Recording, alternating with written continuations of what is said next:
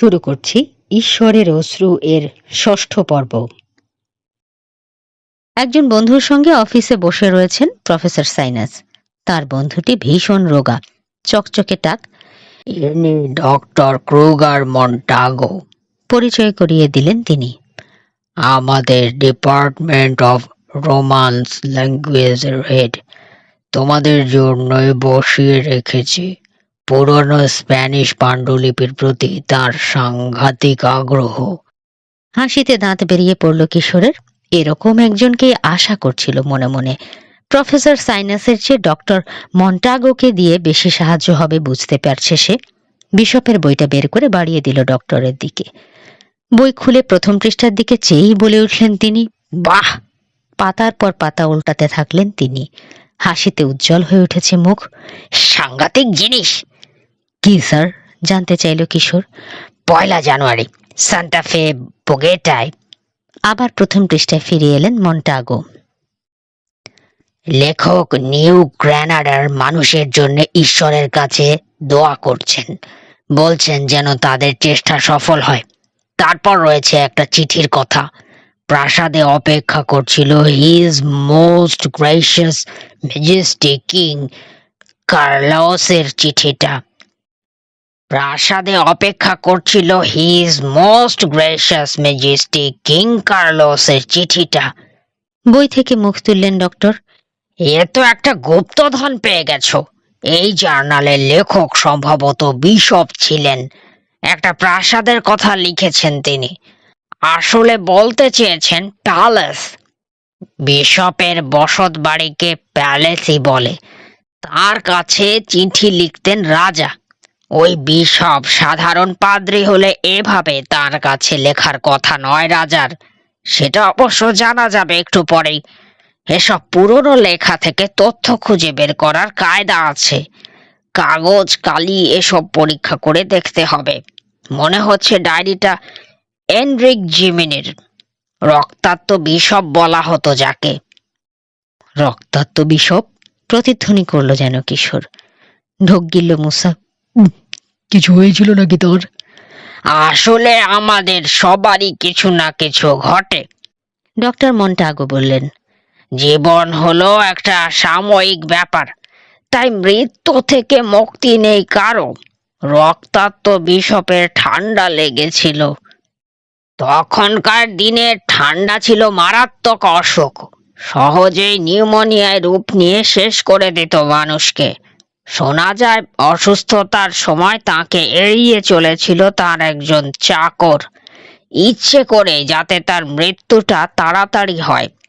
তবে নিশ্চিত করে কেউ বলতে পারে না এ কথা।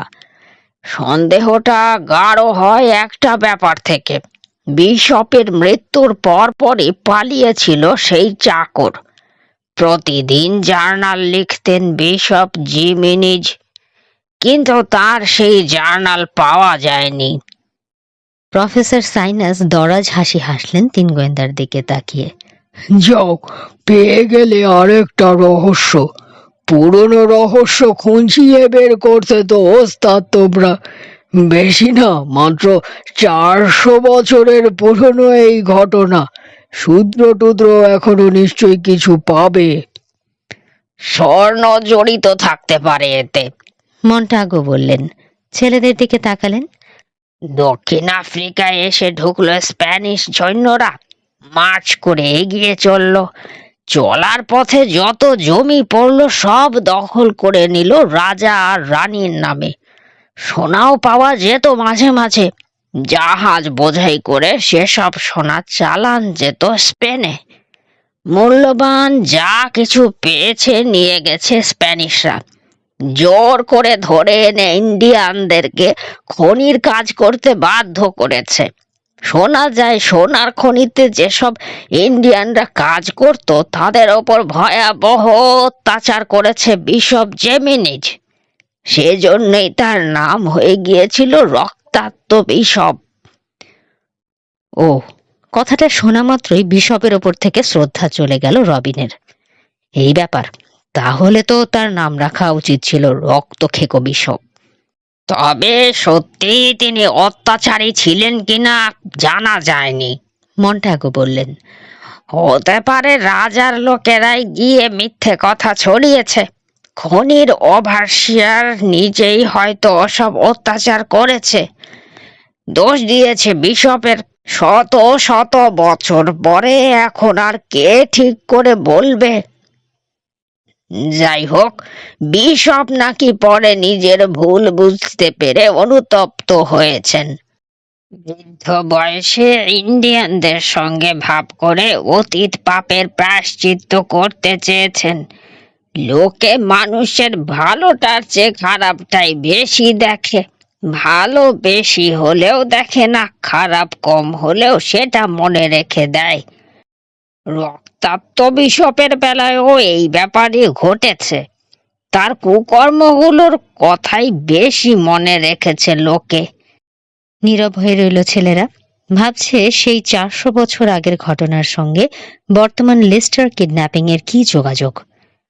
অবশেষে জিজ্ঞেস করল কিশোর, বিশপ জেমিনিজের জার্নালটা কি খুবই দামি, যেটা খোয়া গেছে? দ্বিধায় পড়ে গেলেন ডক্টর মন্টাগো।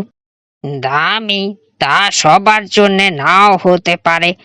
স্কলার আর ঐতিহাসিকদের কাছে হয়তো অমূল্যই হবে, কিন্তু সাধারণ মানুষের কাছে নয়। এই যেমন ম্যাগনা কার্টার এর লেখার খসড়া, কিংবা কলম্বাসকে লেখা রানী ইসাবেলার চিঠির মতো অনেক দামে বিক্রি হবে না এটা। বইটা বগল দাবা করলেন মন্টাগো। কিন্তু একজন স্কলারের কাছে অসাধারণ। আমি আর থাকতে পারছি না, এখনই গিয়ে অনুবাদে বসতে চাই। না না, রবিন বলল। সময় পাবেন না, বলল মুসা। মানে? হাসি মুছে গেছে মন্টাগোর। এর বর্তমান মালিক কিডন্যাপড হয়েছেন, বুঝিয়ে বলল কিশোর। তাকে মুক্তি দেওয়ার বিনিময়ে এই বইটা দাবি করেছে কিডন্যাপার। কালকের মধ্যে না দেয়া গেলে কি করে বসে ঠিক নেই। ও, চিন্তায় পড়ে গেলেন যেন ডক্টর। পরক্ষণেই উজ্জ্বল হলো মুখ। তাহলে ফটোকপি করার সময়? না, হবে না। এই রকম বই সাধারণ জেরক্স মেশিনে করা যাবে না, ল্যাবরেটরিতে পাঠাতে হবে। বিশেষ ব্যবস্থায় ফটোকপি করে নেবে ওরা। বগলের নিচ থেকে বইটা বের করে ওটার দিকে এমন দৃষ্টিতে তাকালেন ডক্টর যেন ওটা একটা মহামূল্যবান বস্তু। তারপর একটা দীর্ঘশ্বাস ফেলে বাড়িয়ে দিলেন কিশোরের দিকে। আশা করি, বললেন তিনি, এটা আর নিখোঁজ হবে না। কোনোভাবে বাঁচাতে যদি পারো। চেষ্টা তো নিশ্চয়ই করব স্যার, আশ্বাস দিল কিশোর। আর রাখতে পারলে অনুবাদের জন্য আপনাকেই প্রথম দেব। দরজার দিকে চলল 3 গোয়েন্দা। হঠাৎ ফিরে তাকালো কিশোর। আচ্ছা, ঈশ্বরের অশ্রুর কথা আপনি কিছু জানেন স্যার? ঈশ্বরের অশ্রু? ভ্রু কুঁচকালেন মন্টাগো। পান্নার ওই নাম রেখেছে ইন্ডিয়ানেরা। কেন? তার সঙ্গে এই বইয়ের কোনো সম্পর্ক আছে? থাকতে পারে। পান্না? চেয়ারে হেলান দিয়ে হাসল রবিন। তাকিয়ে রয়েছে হেডকোয়ার্টারের ছাতের দিকে। স্প্যানিশ সৈন্য, চোরাই ডায়েরি, নিরুদ্দেশ চাকর, সব মিলিয়ে চমৎকার এক রহস্য। মিস্টার ক্রিস্টোফার শুনলে খুব খুশি হবেন। এরকম কাহিনী তো তিনি চান ছবি বানানোর জন্য। কিশোরও হাসল। বানাতে চাইলে অপেক্ষা করতে হবে তাকে। সমস্ত রহস্যের জট খুলে পুরো একটা কাহিনী তৈরি করতে হবে, তারপর না ছবি। মেসেজের কম্পিউটার প্রিন্ট আউটটা ডেস্কে রেখে দেখছে গোয়েন্দা প্রধান। ঈশ্বরের অশ্রু, এলেনার জন্য সূত্র, কিন্তু অশ্রুগুলো কোথায়? আর রক্তাক্ত বিশপের সঙ্গে এর কি সম্পর্ক ছিল? কলম্বিয়ায় প্রচুর পান্না পাওয়া গেছে, রবিন বলল। পান্নার খনি আছে ওখানে, দুনিয়ার সবচেয়ে বড় পান্নার খনি। রেফারেন্স বইতে পড়েছি।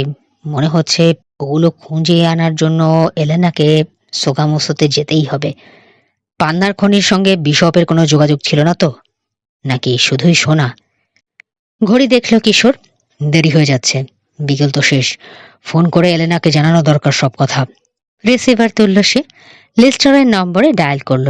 দ্বিতীয়বার রিং হতেই জবাব দিল এলেনা। আমি। কিশোর বলল, কি ব্যাপার? উত্তেজিত লাগছে। ফোন করেছিল নাকি আবার? না, তুমি করলে তো ভাবলাম কিডন্যাপারই করেছে। রুকস্টানে গিয়েছিলে? গিয়েছি, বইটা একজন বিশপের ডায়েরি। কয়েকশো বছর আগে কলম্বিয়ায় বাস করতেন। সোনার খনিতে সাংঘাতিক অত্যাচার করতেন ইন্ডিয়ানদের ওপর। সেজন্য নাম হয়ে গেছে রক্তাক্ত বিশপ। অসুখ হয়ে বিশপ মারা গেলে ডায়েরিটা নিখোঁজ হয়ে যায়। সবকিছু পরিষ্কার বলা যাচ্ছে না, কারণ বইটার পুরো অনুবাদ করা হয়নি। ডক্টর মন্টাগোর কাছে রেখে আসতে পারলে, সময় দিতে পারলে হতো। আমরা তো সেটা করতে পারি না। না, পারো না। আরেকটা কথা, ঈশ্বরের অস্ত্র জিনিসটা কি জানতে পেরেছি। অ্যান্ডিস পর্বতের ইন্ডিয়ানরা পান্নার ওই নাম দিয়েছে। পান্না? এক সেকেন্ড চুপ করে থাকলো এলেনা, তারপর আবার বলল, পান্না? আমাকে এতগুলো দামি জিনিস দান করে দিল আব্বা। মধ্য গ্রীষ্মের দিন আর বৃদ্ধা মহিলা বলতেই বা কি বোঝাতে চেয়েছেন? আরও যেসব সংকেত। আপনার আব্বাকে উদ্ধার করে আনতে পারলে সমস্তই জানা যাবে। এখন যেটা জরুরি, বইটা কিডন্যাপারকে দিয়ে তাকে মুক্ত করে আনা।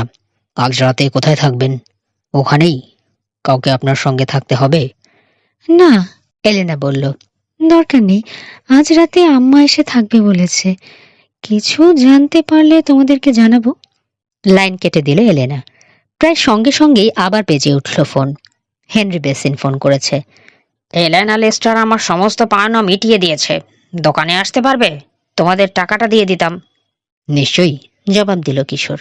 রিসিভার নামিয়ে রেখে বইটা আলমারিতে ভরে তালা দিল কিশোর। তারপর দুই সহকারীকে নিয়ে বেরিয়ে এলো ট্রেলার থেকে। সাইকেল নিয়ে রওনা হলো। রকি বিচের একটা গলিতে বেসিনের দোকান। ছেলেরা পৌঁছে সামনের অংশে কাউকে দেখতে পেল না। রান্নাঘরে চলে এলো ওরা। ওখানে পাওয়া গেল বেসিনকে। টেবিলে খাতা বিছিয়ে গভীর মনোযোগ দিয়ে হিসাব করছে। কিশোরেরা ঢুকতে একটা মেয়ে বেরিয়ে এলো। সেও পার্টিতে কাজ করতে গিয়েছিল। পাওনা বুঝে নিয়ে গেল বোধহয়। হাসল বেসিন। টাকা রেডি রেখেছি। একটা করে খাম তুলে দিল তিনজনের হাতে। সবাইকে দিয়েছি, বাকি রইল একমাত্র পিকো। পিকো? কিশোর বলল।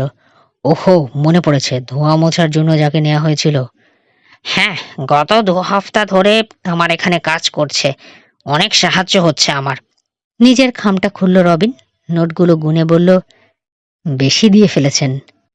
কিছু বাড়িয়ে দেয়া হয়েছে। বেসিন বলল। এত কম হাতে উঠছিল না। অনেক খেটেছো, দেখেছি তো। চকলেট কেক খাবে? কাল বিকেলে একটা বাচ্চার জন্মদিনে গিয়েছিলাম। অনেক কেক বেঁচেছিল, নিয়ে এসেছি। আমি মুখেও দিতে সাহস করিনি। এমনিতেই মোটা হয়ে যাচ্ছি। আমার গার্লফ্রেন্ডও জানলে মাথায় বাড়ি দেবে। কেকটা ভালোই হয়েছে না? জানতে চাইল কিশোর। হাসল বেসিন। প্যান্ট্রিতে রয়েছে, ওই দরজাটার ওপাশে, তাকে। প্যান্ট্রিতে এসে ঢুকলো কিশোর। মেঝে থেকে ছাদ পর্যন্ত রয়েছে অসংখ্য তাক। জিনিসপত্র বোঝাই। চকলেট, ময়দা, চিনি, তেল, খাবার বানাতে লাগে এরকম নানা জিনিস। চকলেট কেকটা নামাতে দরজাটা বাধা হয়ে দাঁড়ালো। পাল্লাটা অর্ধেক ভেজিয়ে দিল কিশোর। কেকের পাত্রের পাশে যে ছুরিটা রেখে দিয়েছে বেসিন, সেটা নেয়ার জন্য হাত বাড়িয়েছে সে। এই সময় পায়ে লাগলো কি যেন।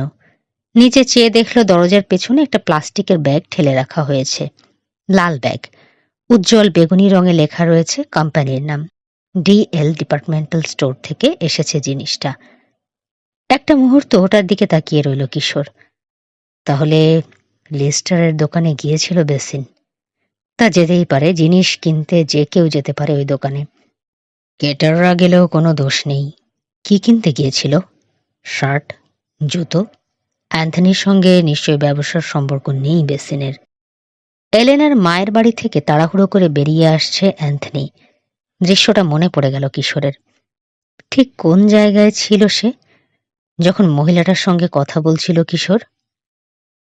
লুকিয়েছিল, আর কোনো ব্যাখ্যাই হতে পারে না। যদি কোনো কুমতলব না থাকতো আর শুধুই দেখা করতে যেত, তাহলে লিভিং রুমেই বসে থাকতো স্বাভাবিকভাবে। কিশোরের সামনে থাকতে দ্বিধা করতো না, কিন্তু সে লুকিয়েছিল কেন? তার সঙ্গে হেনরি বেসিনেরও কোনো সম্পর্ক রয়েছে? লিস্টারের কিডন্যাপের ব্যাপারে তারও হাত রয়েছে? না, লোকটাকে দেখে সেরকম মনে হয় না। তবে মুখ দেখে সবসময় অপরাধীকে শনাক্ত করা যায় না। তাহলে মোটিভটা কি? লিস্টারের কম্পিউটারে বেসিনের নাম নেই। থাকার কথাও নয়। লেস্টারের কোনো প্রতিষ্ঠানে চাকরি করে না বেসিন, কিন্তু তাই বলে শত্রুতা থাকতে পারে না এমন তো কোনো কথা নেই। কে যে কখন কিভাবে কার শত্রু হয়ে উঠবে বলা মুশকিল। এমনও হতে পারে রক্তাক্ত বিশপের ডায়েরির কথাটা জানে বেসিন, কিংবা অ্যান্থনি জানিয়েছে।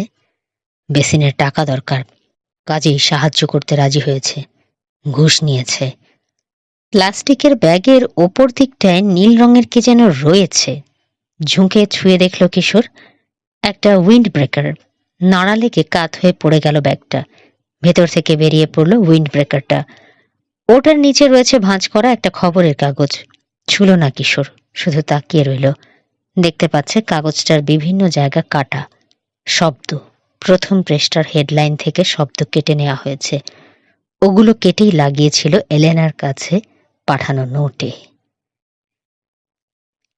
কিশোর, রান্নাঘর থেকে ডাকলো বেসিন। কি করছো, পাওনি? ভীষণ চমকে গেল কিশোর। তাড়াতাড়ি ব্যাগের ভেতরে উইন্ড ব্রেকারটা ঢুকিয়ে আগের মতো করে রেখে দিল। দ্রুত হাতে 3 টুকরো কেক কেটে নিয়ে বেরিয়ে আসলো পেন্ট্রি থেকে।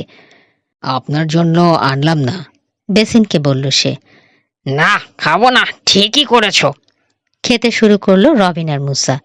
একটা টুল টেনে নিয়ে নিজের টুকরোটায় কামড় বসালো কিশোর। তারপর যেন নিছকে আলোচনার জন্য বলল বেসিন। এলেনার সঙ্গে কেমন কাটছে তোমাদের? কিছু পেলে? বাবাকে মুক্ত করতে পারবে মেয়েটা? চেষ্টা তো নিশ্চয়ই করবে, কিন্তু খুব কঠিন কাজ। কিডন্যাপার এমন একটা জিনিস চাইছে যেটার মাথা মুন্ডু কিছুই বোঝা যায় না। টাকা টোকা কিচ্ছু না, লোকটা চাইছে বিশপের বই। খাওয়া থামিয়ে দিয়েছে রবিন আর মুসা। কিশোরের দিকে তাকিয়ে রয়েছে দুজনে। মুসা বলেই ফেলতে যাচ্ছিল, কিন্তু আমরা তো জানি। কি ভেবে বলল না সে কথা। বলার জন্য মুখ খুলে ফেলেছে, কিছু একটা বলতেই হয়। লিস্টারের বাড়ির হাজার হাজার বই ঘেঁটে ফেলেছি আমরা, আরো কত জিনিস যে ঘেঁটেছি, কোনো কিছুই ফেলে দেয় না লোকটা। এক অদ্ভুত চরিত্র। হাসলো বেসিন। হ্যাঁ, বেশিরভাগেরই কানাকড়িরও দাম নেই। ভাবছি, কিশোর বলল। সেন্ট্রাল কোস্ট মেরিনেও যাব। বোসপ্রেট ড্রাইভের শিপইয়ার্ডের কথা শুনেছেন? সেখানে ড্রাই ডকে লিস্টারের একটা ইয়ট তুলে রাখা হয়েছে, আইলিন লিস্টার। দেখা যাক বিশপের বই মেলে কিনা ওখানে। ওখানেও নিশ্চয়ই বাড়ির মতোই জঞ্জাল বোঝাই করে রেখেছেন লিস্টার। অবাক হওয়ার কিছু নেই। কিশোরের কাঁধের ওপর দিয়ে দরজার দিকে তাকালো বেসিন। এসেছো, এসো। টাকা রেডি। যা বলেছিলাম তার চেয়ে বেশিই পাবে। ফিরে তাকিয়ে কিশোরও দেখতে পেল পিকোকে। ছেলেদের দিকে একবার মাথা নুয়ে এগিয়ে গেল বেসিনের কাছে। তোমাদের হলো? রবিন আর মুসাকে বলে শেষ টুকরোটা মুখে পুরল কিশোর। বেসিনকে গুড বাই জানিয়ে বেরিয়ে এলো 3 গোয়েন্দা। দাঁড়িয়ে রয়েছে বেসিনের ভ্যান, সেটার পাশ কাটালো ওরা। গলি পার হয়ে এসে পড়ল বড় রাস্তায়। ফিরে তাকালো কিশোর। ব্যাপারটা কি বলতো, জিজ্ঞেস করলো রবিন।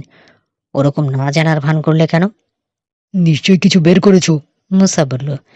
প্যান্ট্রিতে একটা প্লাস্টিকের ব্যাগ আছে, কিশোর বলল। লিস্টারের ডিপার্টমেন্টাল স্টোরের জিনিস। তার মধ্যে একটা খবরের কাগজ আছে, কিছু কিছু শব্দ কেটে নেওয়া হয়েছে। বলো কি? হাঁ হয়ে গেল রবিন। ঠিকই বলছি। বেসিন বিশ্বাস করতে পারছে না মুসা। ও কিডন্যাপার, যত যাই বলো আমার বিশ্বাস হয় না। তোমার দাদা ড্রাকুলা ছিলেন এ কথা বললে যেমন বিশ্বাস হবে না, বিশ্বাস না হলেও ব্যাপারটা সত্যি হতেই পারে, বাধা দিয়ে বলল কিশোর। বেসিনের ব্যাপারটাও অসম্ভব কিছু নয়, নিজের চোখে তো আর অবিশ্বাস করতে পারি না। তার মানে তার জন্য একটা ফাঁদ তৈরি করে এলে? রবিন বলল। করে এলাম। সে ভাববে শিপইয়ার্ডে ইয়টের মধ্যে থাকতে পারে বিশপের বই। জানলো তো, দেখা যাক এখন কি করে। উদ্বিগ্ন হয়ে উঠল মুসা। তার পিছু নিতে হলে একটা গাড়ি এখন জরুরি। আমাদেরগুলো তো জাহান্নামে গেছে, কোথায় যে পাই? আর্নি ভিনসেঞ্জোর কাছে, সমাধান করে দিল কিশোর। আমাদেরকে সাহায্য করবে কথা দিয়েছে সে। 15 মিনিটে পৌঁছে গেল আর্নি। ধূসর রঙের একটা সেডান নিয়ে এসেছে। বাম্পারে মরচে পড়া, রং চটে গেছে জায়গায় জায়গায়। ইচ্ছে করেই আনলাম, এত পুরনো গাড়ির ওপর নজর দেয় না কেউ। তা কার পিছু নিতে হবে? হেনরি বেসিন, কিশোর বলল। ওদিকটায় তার দোকান, বেরোবে এখনই। বেসিন? অবাক হলো আর্নি। সে এতে জড়িত, এত ভালো একটা লোক। বিশ্বাস করা শক্ত, স্বীকার করলো কিশোর। কিন্তু আমি প্রমাণ পেয়েছি। ওই যে বেরোলো। ক্যাটারিং শপের পেছন দিকে তাকালো সবাই। ছিটকিনি লাগাচ্ছে বেসিন। ইঞ্জিন স্টার্ট দিল আর্নি। ভ্যানে উঠলো বেসিন। চলতে শুরু করলো গাড়িটা। মাথা নিচু করে ফেললো ছেলেরা। মোড়ের কাছে গিয়ে ব্রেক করলো বেসিন। ডানে বাঁয়ে তাকালো, তারপর মোড় নিয়ে কোস্ট হাইওয়ের দিকে রওনা হলো। একটা ব্লক তাকে এগোতে দিল আর্নি, তারপর অনুসরণ করে চলল। চৌরাস্তায় এসে থামতে হলো বেসিনকে। লাল আলো জ্বলছে। দূরে থাকতে গতি কমিয়ে দিল আর্নি। আর একটা ভ্যান পাশ কাটিয়ে এগিয়ে গিয়ে ঢুকে পড়ল মাঝের ফাঁকে। গাড়িটাতে কয়েকজন লোক সার্ফ করতে চলেছে সাগরে। বেশ সাবধানী লোক আপনি। প্রশংসা করলো মুসা। হাসলো আর্নি। ডিটেকটিভ ছবি দেখেছি অনেক, কি করে অনুসরণ করতে হয় শিখে নিয়েছি। সবুজ আলো জ্বলল। হাইওয়েতে উঠল গাড়িগুলো। উত্তরে চলল বোস্প্রিটের দিকে। শেষ মোড়টার কাছে গিয়ে উত্তেজনা টানটান হয়ে গেল কিশোরের স্নায়ু। কিন্তু তাকে হতাশ করে দিয়ে থামল না ক্যাটারারের ভ্যান। সোজা এগিয়ে চলল। কিশোর, রবিন বলল, থামল না তো? তার মানে এসবে নেই? জবাব দিল না কিশোর। চ্যাপারাল ক্যানিয়নে পৌঁছে ব্রেক করল বেসিন। ডানে মোড় নিল। হাইওয়ে থেকে 3 ব্লক দূরে একটা অ্যাপার্টমেন্ট কমপ্লেক্স। ওটার সামনে গাড়ি রেখে গিয়ে সামনের দরজায় উঠল সে। বেল বাজালো। ভ্যানের পাশ কাটিয়ে এগিয়ে গেল আর্নি। পরের ব্লকের কাছে গিয়ে থামল। পেছনের জানলা দিয়ে তাকিয়ে রয়েছে ছেলেরা। বাড়ির ভেতরে ঢুকতে দেখল বেসিনকে। কয়েক মিনিট পরে একটা মেয়েকে সহ বেরিয়ে এলো। সুন্দর চেহারা মেয়েটার, কালো চুল। দুজনে এসে উঠল ভ্যানে। যেদিক থেকে এসেছিল সেদিকে ফিরে চলল আবার গাড়িটা।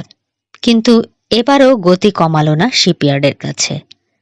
না, যাচ্ছে না তো, নিরাশ হয়ে বলল রবিন। আজ রাতে আর যাবে না। সত্যিই গেল না বেসিন। সোজা দক্ষিণে মেরিনা ডেল রের কাছে একটা রেস্টুরেন্টের পার্কিং লটে গিয়ে ঢুকলো। বুঝলাম, আর্নি বলল। গার্লফ্রেন্ডকে নিয়ে গেছে ডিনারে। এতে কোনো দোষ নেই, ক্রাইম করেনি ও। শিপইয়ার্ডে ঢুকলে হার্ট অ্যাটাক হয়ে যেত আমার। আর্নি কথা বলছে। বেসিন তখন রেস্টুরেন্টের সামনে দরজায় গিয়ে দাঁড়িয়েছে। দরজা ঠেলে খুলে ধরল যাতে মেয়েটা ঢুকতে পারে। তারপর ফিরে তাকালো, যেন আর্নির গাড়িটার দিকেই তার নজর। একটু মুহূর্তের জন্য ডেভিড লিস্টারের দাঁড়ানোর ভঙ্গির কথা মনে পড়ে গেল কিশোরের। গ্লাস ভাঙার পর রান্নাঘরের দরজায় গিয়ে দাঁড়িয়েছিলেন লিস্টার। ঘাড় ঘুরিয়ে তাকিয়েছিলেন বেসিন আর পিকোর দিকে। কল্পনায় দেখতে পেল পিকোর চেহারা তাকিয়ে রয়েছে লিস্টারের দিকে। আর্নির বলা হার্ট অ্যাটাক শব্দটা যেন প্রতিধ্বনি তুলল কিশোরের মনে। আমি একটা গাধা। কপালে চাপড় মারল কিশোর। বেসিন কি করে হয়? ও হতেই পারে না। এখন আমার মনে পড়ছে, রান্নাঘরের দরজায় গিয়ে দাঁড়িয়েছিলেন লিস্টার বেসিনকে শাসানোর জন্য। তার ভাড়া করে নিয়ে যাওয়া একটা মেয়ে গ্লাস ভেঙে ফেলেছে বলে। তখন থেকে এই সমস্ত ঘটনার শুরু। নীরব হয়ে গেল সে। তাকিয়ে রয়েছে সামনের দিকে। চোখ মুদে ফেলল ধীরে ধীরে। ওখানে হেনরি বেসিনও ছিল। ট্রেতে খাবার রাখছিল। পিকো কাজ করছিল সিঙ্কে। সাবান দিয়ে বাসন ডলছিল। হাত ভেজা। ওই মুহূর্তের আগে কিডন্যাপিং এর প্লটই তৈরি হয়নি। বাজি ধরে বলতে পারি নিরাপদেই ছিলেন লিস্টার। হঠাৎ করে এই পরিস্থিতি বিপজ্জনক হয়ে উঠল তার জন্য। মারাত্মক বিপদ, সেটা বুঝতে পেরেছেন তিনি। আমি দেখেছি সেটা, অথচ তখন বুঝতে পারিনি। সামনে ঝুঁকল রবিন। কেন পারলে না? কি ঘটেছিল? কিরকম রেগে গিয়েছিলেন লিস্টার মনে আছে? চিৎকার করছিলেন। তাকে থামানোর চেষ্টা করছিল এলেনা। তারপর পিকো তাকিয়েছিল তার দিকে। হাত থেকে বাসন ফেলে দিয়েছিল। আর একটু হলেই হার্ট অ্যাটাক হয়ে যাচ্ছিল লিস্টারের। তাতে আশ্চর্যের কিছু নেই, আর্নি বলল। কোনো জিনিস ভাঙলে ভীষণ ক্ষেপে যায় বুড়োটা।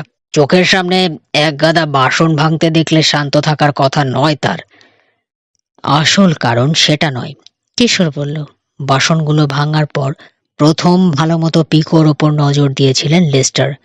তার দিকে তাকিয়েছিল পিকো। লিস্টারের মুখ দেখতে পাচ্ছিলাম না আমি, কিন্তু পিকোর পাচ্ছিলাম। অদ্ভুত দৃষ্টি ফুটেছিল তার চোখে। আমি তখন ভেবেছিলাম বুঝি ভয় পেয়েছে। এখন বুঝতে পারছি ভয় নয়, ঘৃণা। কেঁচোর দিকে যে দৃষ্টিতে তাকায় মানুষ, সেই দৃষ্টি। লিস্টারকে চিনতে পেরেছিল পিকো। আগে থেকেই পরিচয় ছিল, লিস্টারও চিনতে পেরেছিলেন তাকে। এই কারণেই অ্যাঞ্জেনার অ্যাটাক হয়। হাঁ করে শুনছে রবিন। পিকো? পিকোই সিয়েটা? হতে পারে, কিশোর বলল। ওর ব্যাপারে এলেনাকে হুঁশিয়ার করেছেন হয়তো লিস্টার। আমার ভুল না হয়ে থাকলে এই মুহূর্তে আইলিন লিস্টারে বিশপের বই খুঁজতে চলে গেছে পিকো। আমি বেসিনের সঙ্গে যখন ইয়টটা সম্পর্কে কথা বলছিলাম ওই সময় সে এসে ঢুকেছিল। নিশ্চয়ই শুনে ফেলেছে। প্যান্ট্রিতে যে ব্যাগটা পেয়েছি ওটা বেসিন রাখেনি, ওখানে পিকো রেখেছে। চলো তাহলে, তাড়াতাড়ি গাড়ি ঘোরালো আর্নি। তীব্র গতিতে ছুটল বই স্পিড ড্রাইভের দিকে। সেন্ট্রাল কোস্ট মেরিনে পৌঁছতে পৌঁছতে অন্ধকার হয়ে গেল। মুসার ভয় হতে লাগলো। দারোয়ান ওদেরকে কিছুতেই ঢুকতে দেবে না। গেট দিয়ে যাওয়ার দরকারও নেই, কিশোর বলল। ওই দেখো। দেখল সবাই, আর্নির গাড়ির হেডলাইটে ধরা পড়েছে পিকো। শিপইয়ার্ডের কাঁটা তারের বেড়ার কাছে দাঁড়িয়ে আছে সে। বেড়ার এক জায়গায় বেশ বড় একটা ফোকর কাটা হয়েছে। থামবেন না, প্রায় চিৎকার করে বলল রবিন। আমরা যে দেখেছি বুঝতেই যেন না পারে। আগে হাতে নাতে ধরি, তারপর জিজ্ঞেস করা যাবে লিস্টারকে কি করেছে। চলে যান, কিশোর বলল। পরে নেমে তার পিছু নেব। এগিয়ে গেল আর্নি। পেছনের জানালা দিয়ে তাকিয়ে রইল গোয়েন্দারা।